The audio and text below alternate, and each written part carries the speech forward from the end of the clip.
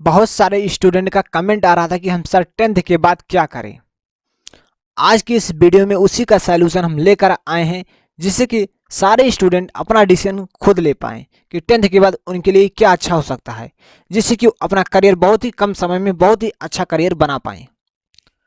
10th के बाद आपके सामने होता है 3 ऑप्शन। पहला ऑप्शन होता है साइंस, दूसरा आपका आर्ट, तीसरा आपके लिए कॉमर्स।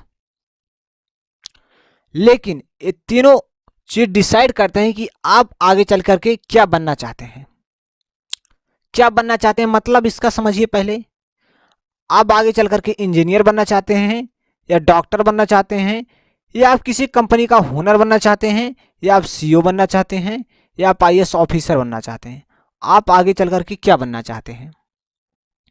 यदि आप इंजीनियर बनना चाहते हैं, क्या बनना चाहते हैं, यदि आप इंजीनियर बनना चाहते हैं या आप डॉक्टर बनना चाहते हैं, तो आपको चूज करना चाहिए साइंस को। क्या है, आपको चूज करना चाहिए साइंस को। ठीक। यदि आप होनर या सीईओ बनना चाहते हैं तो आपको चूज कर लेना चाहिए कॉमर्स को। क्या है, आपको चूज कर लेना चाहिए कॉमर्स को। यदि आप बनना चाहते हैं आईएएस ऑफिसर तो आपको चुनना चाहिए आर्ट। ठीक, आपको चुनना चाहिए आर्ट। तो हम समझते हैं कि ये 3 चीज आपको बहुत अच्छे से पता हो गया। अब साइंस में क्या क्या चीज आता है उसके बारे में हम थोड़ा डिटेल से डिस्कस कर देते हैं।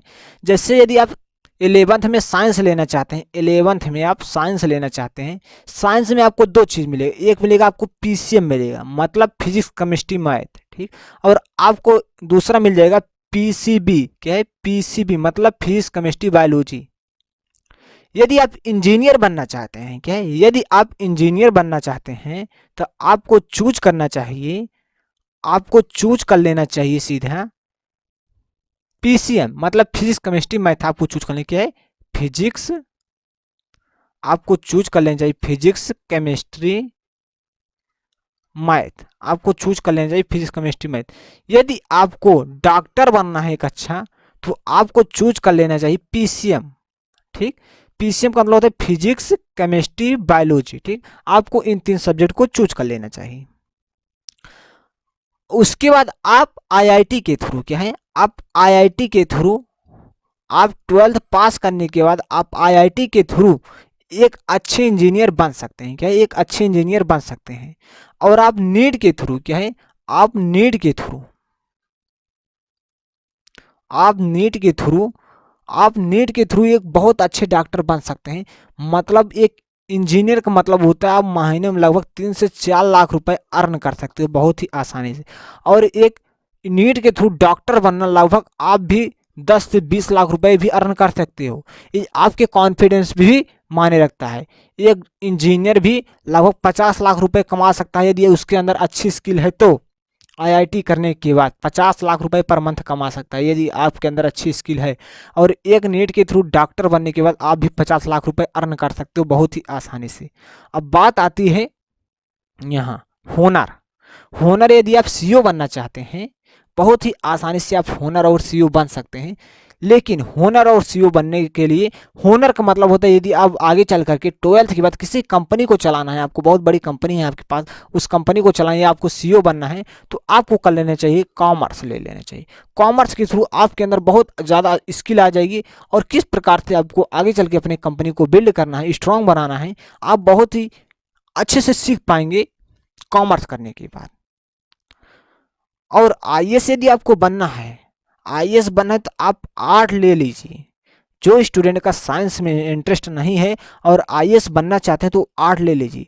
लेकिन जो स्टूडेंट का साइंस में इंटरेस्ट है, किसमें, साइंस में इंटरेस्ट है,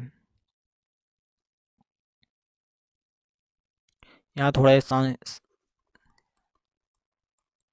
जिस स्टूडेंट का साइंस में इंटरेस्ट है वो सारे स्टूडेंट साइंस ले लीजिए। यदि आपका भी सपना है आईएएस बना तो आप साइंस के थ्रू आईएएस बन सकते हैं। ज़्यादा जो आईएएस बनते हैं साइंस वाले स्टूडेंट ही ज़्यादा आईएएस बन पाते हैं। साइंस वाले स्टूडेंट जो होते हैं ज़्यादा आईएएस बन पाते हैं। ठीक, यदि आपको आईएएस बनना है तो आपको साइंस को चूज करना चाहिए। आपको लग रहा होगा कि जो आईएएस बनने के लिए इतिहास पढ़ना होता है, भूगोल पढ़ना होता है, लेकिन पहले आप गहराई में सारी चीज़ को समझिए। गहराई का मतलब ये होता है जो साइंस वाला स्टूडेंट होता है वो 12 से 15 घंटे प्रतिदिन पढ़ता है। जो आर्ट वाला स्टूडेंट वो 3 से 4 घंटे पढ़ करके थक जाता है। वो जो 12 से 15 घंटे स्टूडेंट पढ़ेगा वो आईएएस बन पाएगा, और कि जो 3 से 4 घंटे पढ़ रहा है वो आईएएस बन पाएगा? हम आपसे पूछ रहे हैं, आप बताइए। जो 3 से 4 घंटे पढ़ रहा है वो आईएएस बनेगा, जो 12 से 15 घंटे पढ़ रहा है वो आईएएस बनेगा? जो स्टूडेंट साइंस लेकर पढ़ते हैं उनकी जो है कैपेसिटी अधिक हो जाती है, सोचने की क्षमता कुछ अलग हो जाती है, वो ज़्यादा सोच पाते हैं और ज़्यादा चीज़ को अपने माइंड में कम समय में स्टोर कर पाते हैं। बात इससे फ़र्क पड़ता है। और जो आर्ट वाले स्टूडेंट होते हैं उनकी कापी होती है, बुक होती है जो पतली पतली होती है, और जो साइंस के स्टूडेंट होते हैं उनकी फिजिक्स की जो होती है 1000 पेज की होती है, और केमिस्ट्री की 1000, मैथ की 1000 पेज, मतलब 3-3000 पेज की, मतलब उन्हें बुक पढ़ना होता है, मतलब 1-1000 पेज की एक बुक पढ़ना होता है उन्हें, ठीक। इस प्रकार से जब वो मेहनत करते हैं उनकी कैपेसिटी बढ़ जाती है। और जो आर्ट वाले होते हैं लगभग में 200 पेज की, 250 पेज की बुक होती है, ऐसे पढ़ लेते हैं और पेपर को दे देते हैं। यदि हाँ आपके अंदर कॉन्फिडेंस है और आपको प्रॉपर गाइड मिल रहा है तो आप आर्ट के थ्रू भी आईएएस बन सकते हैं। ये आप पर निर्भर करता है कि आप क्या लेना चाहते हैं, ठीक।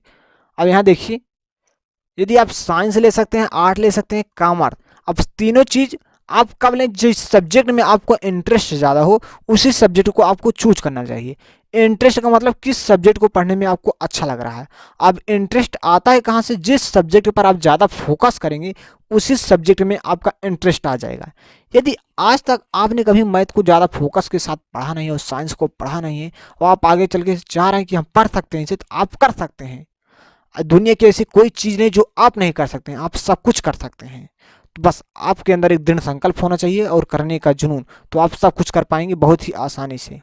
फील्ड, अब फील्ड आप अपने आप खुद बना सकते हैं कि आप क्या कर सकते हैं। आपको आर्ट में जाना है, कॉमर्स में जाना है कि साइंस में जाना है, आप अपने हिसाब से डिसीजन ले सकते हैं। जिस सब्जेक्ट में आपको ज़्यादा इंटरेस्ट है, इंटरेस्ट कैसे आता है? उस पर मेहनत करने के बाद ही इंटरेस्ट आता है। यदि आपको सही टीचर और सही टीचर की गाइडलाइन मिल गई तो आपको किसी प्रकार की कोई समस्या नहीं होगी। हम समझते हैं कि हमारे द्वारा दी गई इन्फॉर्मेशन आपको बहुत ही आसानी से समझ में आया होगा। यदि वीडियो अच्छा लगा तो वीडियो को लाइक करिए, चैनल पे नए हैं तो चैनल को सब्सक्राइब करिए। मिलते हैं दूसरी वीडियो में, तब तक के लिए जय हिंद, जय भारत।